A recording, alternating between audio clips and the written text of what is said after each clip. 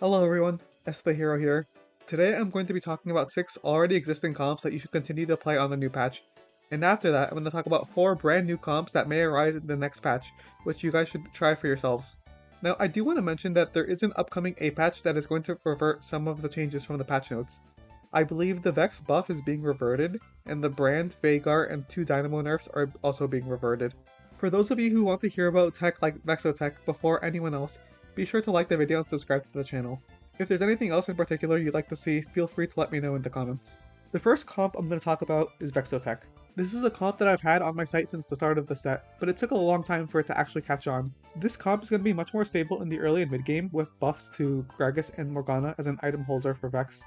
The ceiling of this comp will actually be lower with the nerfs to Viego and Aurora, which have been late game monsters this entire set. The level 8 board is unchanged from the current patch and it'll probably be easier to hit, as Ares is going to be a bit weaker in this patch. But with the Vex buff being reverted, it's hard to say whether this comp will actually be as dominant as people say it will be. I also want to talk about 7 Street Demon Brand, which I think is actually going to be the best comp of the patch. The comp has had some really bad matchups in Slayer and Sejuani in the previous patch, which prevented it from being playable. However, those are pretty much gone now. And then for some reason, 7 Street Demon also got buffed. So yeah, I think this comp is really strong, as the frontline just stalls for so long and Brandon Ziggs just destroy the enemy ward. I don't even think you need an emblem to play 7. Like, you can play Rengar and it's fine. Like, he synergizes kinda well with Brandon Ziggs because you have the backline splash damage. The next comp I want to talk about is Golden Ox. This trait is getting nerfed at 6 Ox, J4, and Viego, but there are buffs to Alistar, Annie, Aphelios, and Zyra to compensate. What I'm expecting is that this comp becomes much more reliable but has a lower ceiling, which is probably better for the overall game health. I'm not sure which carry is going to be the one to prioritize, as on the current patch Annie is stronger, but Aphelios is getting buffed by a greater amount than Annie is. Either way, there are some slight itemization shifts for both Annie and Aphelios, not really due to the patch, just due to better optimization by players. Annie still wants to cast a lot, but she does want a little bit of damage since her rework.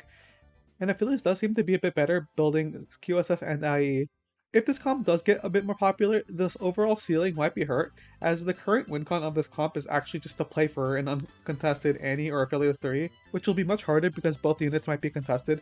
I'm also not sure if you actually need an emblem to play the comp anymore, as you'll actually be quite stable at full rocks as long as you hit Annie and Aphelios. However, hitting Annie and Aphelios might be a bit harder, as I said, because both of those are going to see a bit of a resurgence in other comps, which I will be talking about right now. So as I said before, both Zyra and Aphelios got buffed significantly, which means that 4 Marksmen should be back. The Zyra buff is especially notable because with 4 Marksmen and her buff, she can now safely build Trojan and isn't forced to build triple damage items to be able to kill a unit, which is a massive DPS increase because she can actually cast more with Trojan and still be able to kill the target. Something that people aren't really aware of is that the frontline of this comp is a bit flexible. Most people default to 4 Vanguard with Leona, J4, Silas, and Ross. However, you don't have to play that frontline. There are other variations. One is with 2 Vanguard, Leona, J4, but you also fit in Echo and Nico for Street Demon and Strategist. You can also play like a 4 Bruiser setup or a 4 Bastion setup if you hit the corresponding units in each situation. The strength of this comp is dependent on the strength of its frontline, so as long as you have something to stall for the Marksman ramping and the Aphelios Ginsu's stacks, you should be good to go. On the other hand, Strategist Annie should also be back. It's not going to be as dominant as on the launch patch, but with the buffs to Annie, Samira, Gragas, and Kabuko, the comp does cap out really high again. Whether this becomes better than Strategist Brand is in the air. It might be possible that this is a flex comp where you can build Shojin Nashers and just flex between whichever of the 2 you hit, which would probably be really nice for game health. I do think that one thing to look at is just how much impact Kabuko's rework should have on the meta. It's quite difficult to judge, but it does feel like a big buff if you build actual damage items on him. Also, because this rework is more favored towards damage, you do want to put your actual tank items onto Nico.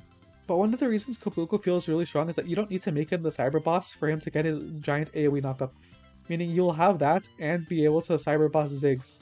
Another note is that Samir also finally feels like a unit, which is honestly probably the real reason for this comp's resurgence, as with triple damage items she actually is a big backline threat. I am fairly sure that you do want to prioritize items on Samira over Kabuko or Viego as a secondary carry.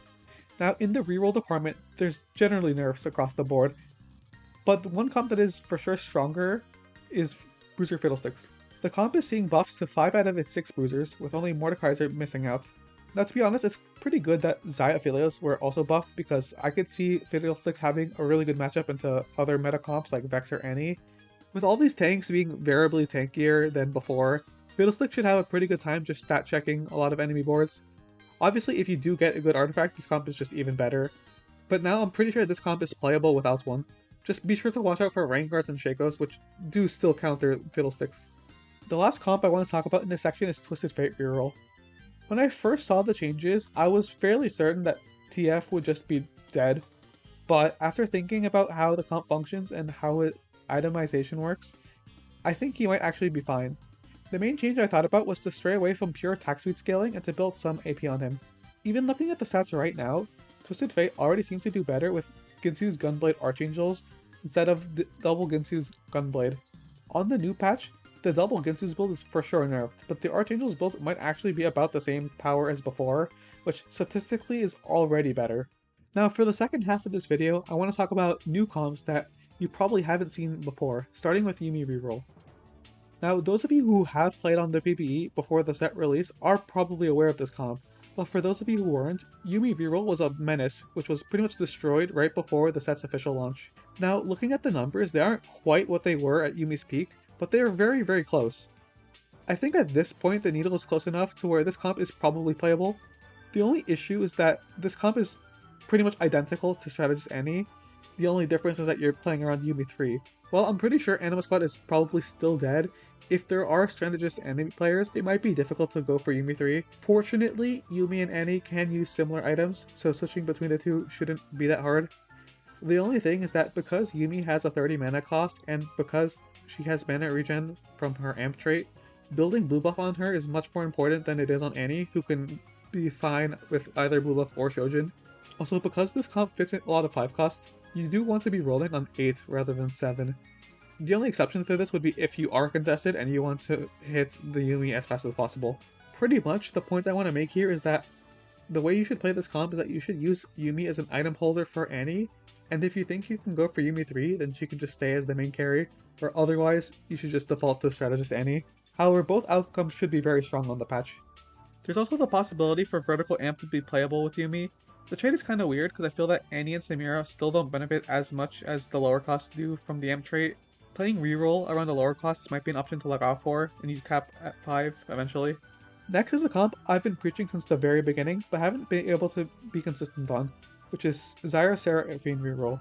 The core of this comp are the 4/1 costs in Zyra, Seraphine, Dr. Mundo, and Alistar, as well as Echo for Street Demon. Zyra, Mundo, and Alistar were buffed on the patch, which should mean that once you hit, you should have a lot more tempo than before, and you could probably crank out a top 4 pretty consistently with this comp.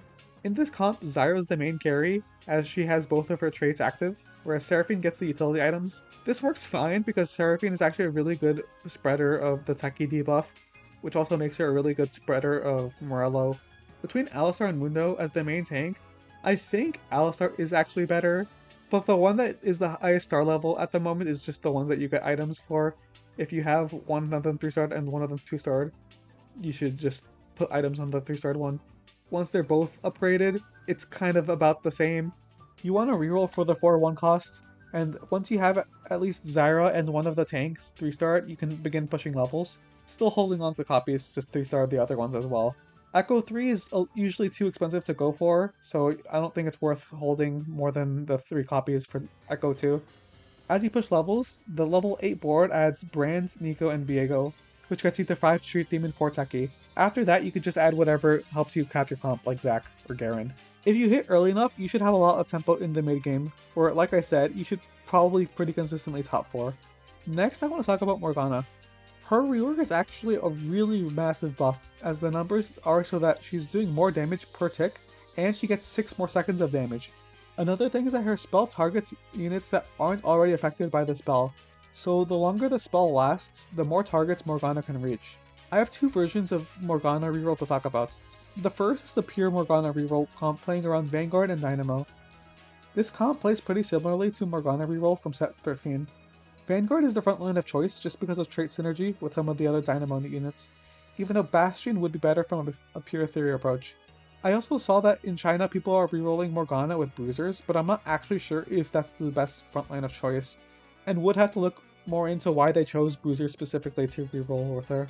With the Vanguard version, you're rolling for Morgana 3 and maybe Silas 3, but once you hit the Morgana, you're just leveling and playing Dynamo Misfortune from there, which isn't really that strong on the patch, but it should be easy to hit, as you would be rolling after most of the other 4 costs are taken. It also caps higher than the standard Misfortune board because they don't normally run a Morgana 3 carry with 3 items. The second version I want to talk about is more of a Shaco reroll, but it involves both Shaco and Morgana together. Because Shaco needs to stack his passive, item priority is on him, but the Syndicate core fits really well with Divinicorp, and Morgana is actually a really good supportive unit to Shaco, as she can get everyone low but struggles to kill fast, and Shaco just wants to take kills, which he'll have a really easy time doing if they're already weak. If you can get a Shaco going on, I think this is definitely a really strong way to play around Shaco reroll. And I think both of these comps will be ways to capitalize on Morgana's strength coming in the new patch. The last comp I want to talk about is playing around Boombot. This trait, comp-wise, has been kind of a meme because while the trait itself is actually incredibly overpowered, the units just kinda sucked. Now it's hard to know for sure, but what I'm imagining is that the buffs make it so that the comp is at least stable enough to play for the cap board.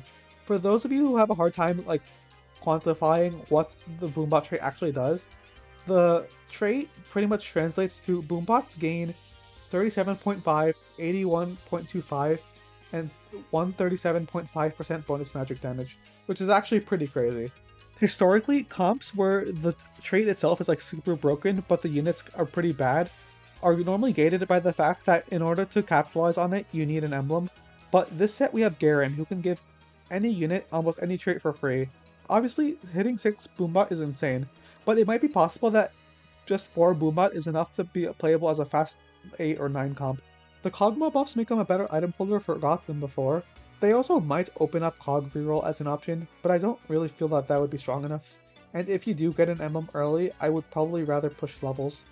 However, once you get a Garen going and spreading Boombot to other actually good units, I feel like this comp is really underrated and has a really high ceiling. Especially if you do end up finding an emblem later.